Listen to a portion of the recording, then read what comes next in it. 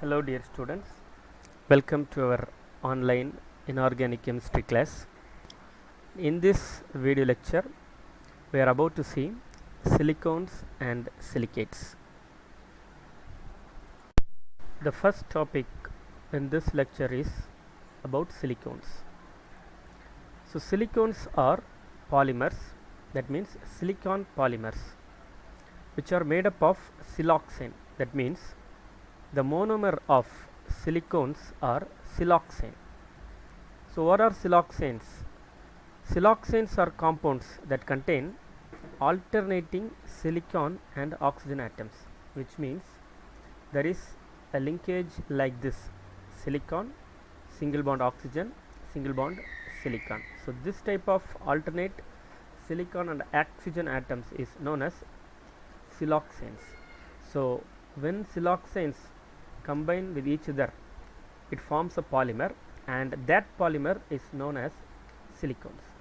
Coming to the uses of silicones, so silicones can be used as adhesives and sealants. The other uses are medicinal uses.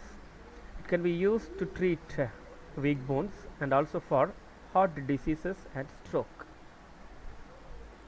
This slide shows the preparation of silicones. The preparation of silicones involves 3 steps. So step 1 is the preparation of alkyl chlorosilanes. Alkyl chlorosilanes can be prepared from alkyl chloride, which is treated with silicon in presence of copper powder at very high temperature, and the product is dialkyl chlorosilane. Step 2 is the hydrolysis of the alkyl chlorosilanes, whereby the 2 chlorine atoms are replaced by OH molecules to form a compound which is known as silanol, and in this case there are 2 OH molecules present in silicon, so it is known as silane diol. The final step is the polymerization of silanols. So on polymerization, several molecules of silanol condenses with each other. So while condensing, OH of one silanol combines with H of other silanol to form water molecule, which is eliminated, and the final compound is called silicone. So now we move on to the classification of silicones. Based on its structure, silicones are classified into 3 types. Number 1 is linear, number 2 is cross-linked, and number 3 is cyclic. Let us see one by one. The first one is linear silicones. From the name itself, it is well understood that in a linear form, the SiO linkage is arranged in a linear fashion. Here in the reaction you can see we took alkyl chlorosilane, then we hydrolyze it to form silanol, that means silane diol, which on polymerization to give a linear silicones. You see that the SiO-Si linkage is arranged in a linear fashion. So such type of silicones are known as linear silicones. The next one is cross-linked silicones. To get a cross-linked silicones, we have to take alkyl trichlorosilane. In this reaction, the first step we take trichlorosilanes. On hydrolyzing, we get silane triol. So because of the presence of 3 OH functional group on the sides, it can be possible to cross-linked on either side to get a cross-linked silicone. The final one is cyclic silicones. So cyclic silicones can also be obtained by similar fashion like linear silicones. That means we have to take a silane diol, but here the polymerization not took place in a linear fashion, but in a cyclic orientation or cyclic mode. So in the second step we have to see there are 3 silanols present here, but these 3 silanols are arranged or coming together to form a cyclic like structure. So when these 3 silanols come together,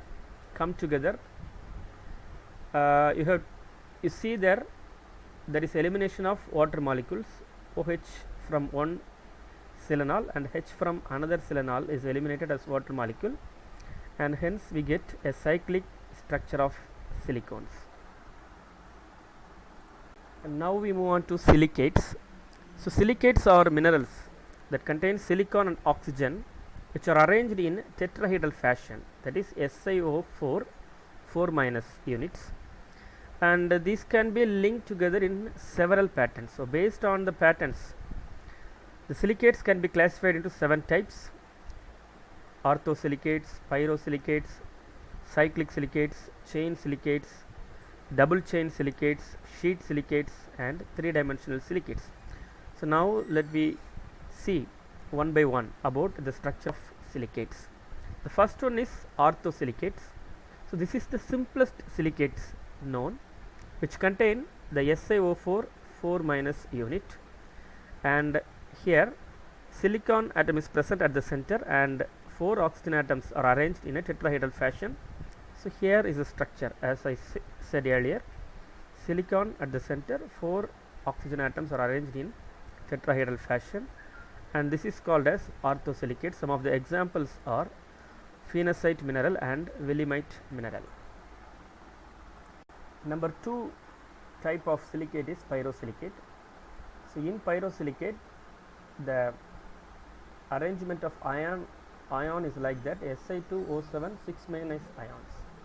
So here there are 2 silicon atoms are joined together. Here is the structure.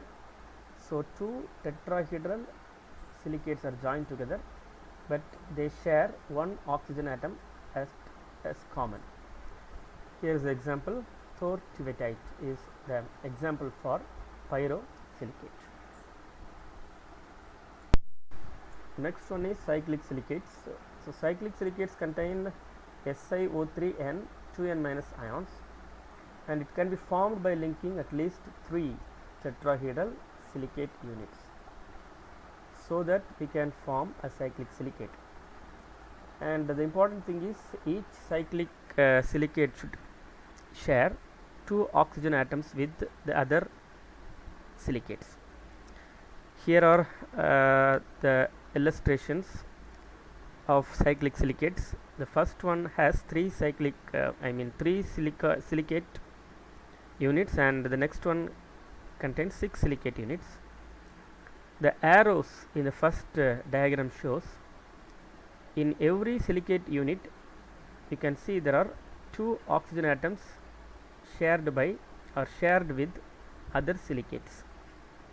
Similarly, in this illustration, Si6O18 12-, the first oxygen atom I have represented by a circle, and the next oxygen atoms. You see now the topmost silicate unit contains 2 oxygen atoms, which are shared. The 2 oxygen atoms are shared with other 2 silicates, which are present adjacent to the first or the topmost silicate unit. Similarly, all the other silicate units that carries oxygen atom and 2 oxygen atoms are shared with their neighboring silicate units.